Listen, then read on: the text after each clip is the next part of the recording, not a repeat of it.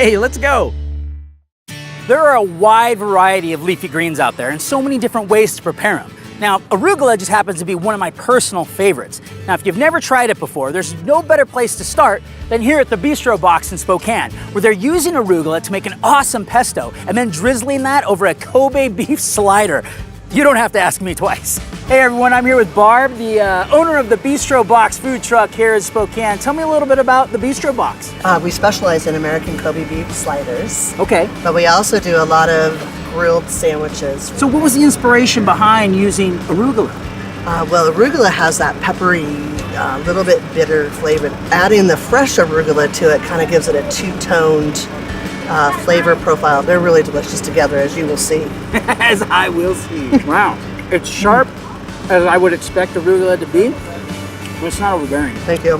Nice work. Good way to get your greens in while having a burger. It's kind of like cheating, isn't it? Kind of. Let's see what everybody else thinks. All right, so tell me, do you enjoy leafy greens? Not usually. Are you guys eating lettuces? You guys eating cabbages, kales, things like that? Yeah, I am. Yeah? No? Sometimes. Sometimes? Rarely. Rarely? What are some ways that you guys prepare leafy greens?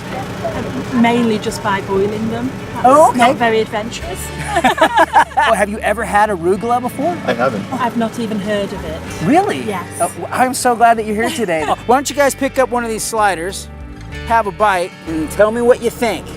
Pretty good. That's pretty good, huh? It's really good. It's really good? It's really good. Really good? It's really good. It tastes much better than I thought. It's a stronger taste than I thought, but really nice mix with the meat actually. The combination of everything together is very good. So now we got to start adding those into your diet. Well, definitely, because lettuce usually doesn't taste like anything. Right. So that's a good taste. Exactly. Yeah.